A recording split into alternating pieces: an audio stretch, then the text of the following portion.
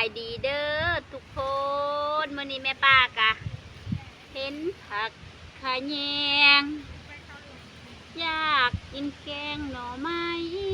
ดูแลพี่น้องเอ้ยป้าเก็บผักขะแยงเด้อทุกคนนี่น่ะเป็นดอกงามงามมาเก็บผักขะแยงนำกันพี่น้องแล้วดูผักขะแยงออกดอกออกผลนี่ทุกค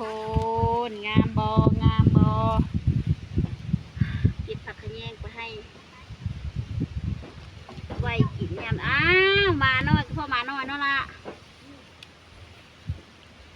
หอมผักขะแยงคิดฮอดแกงหน่อไม้หอมผักขะแยงหน่อไม้ผักอะไรพี่น้องนะฝากน้องเพลงฝากแล้วเบิ่งว่าโต๊ะตรงนี้บัสเซอร์นี่เป็นยังบ่ทุกคนงามงาม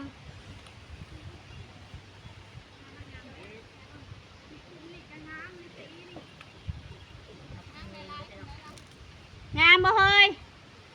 เบิ่งดูของอีสานน่ะ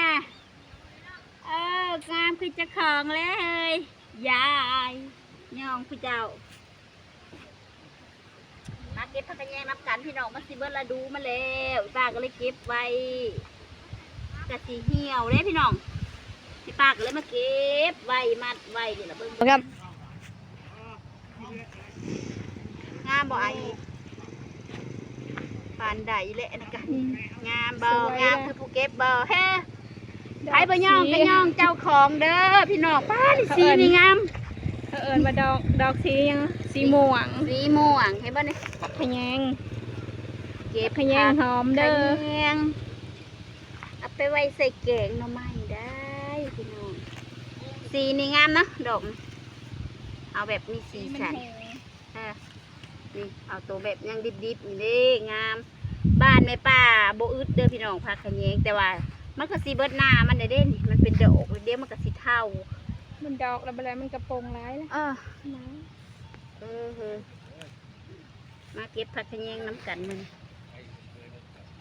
ให้หลานชายเป็นมือกองให้เอาไปได้เลยเนาะเว้ยเนาะจุบงามผักขะแยง